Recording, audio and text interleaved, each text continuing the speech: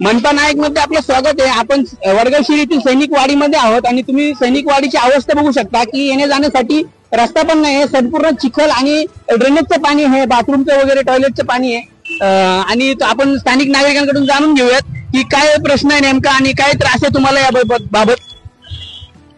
इथं जसं की तुम्ही बघू शकता, इथं चालणं सुद्धा मुश्किल झालंय। इथं कमरे एवढं पाणी असतं, एकदा पाऊस पडला का कमरे एवढं पाणी होतं। आम्हाला एवढा त्रास होतोय, मच्छर आणि घाण आजार इथं, आणि कंटिन्यू तो ड्रेनेजचा जो वास येतोय त्याच्यामुळे एवढा त्रास झालेला आहे। पण इथं कुणाचं लक्षच नाही जाते आमच्याकडे। सकाळी सकाळी पावसामुळे शाळेला जाता होत नाही, पाणी पाय भरून जातो, शूज वल्ले होतात। कुठला एरिया कुठला आहे हा? एका वडगाव शेरी। वडगाव शिरी एरिया। इथं कोण पालिकेचे वगैरे अधिकारी आलते का? नाही। तुम्ही तक्रार दिली कुणाला? नाही। नगरसेवक वगैरे कोणाला तक्रार दिली? कोण ऐकतच नाही, कोण ऐकत नाही म्हणजे कोण लक्ष नाही देत? मेन रोडला अजून लक्ष नाही देत। तुमची काय प्रतिक्रिया आहे दादा? मी स्वतः एकदा बाईक घेऊन कमरेपर्यंत पाणी अटकलं होतं माझ्यावर।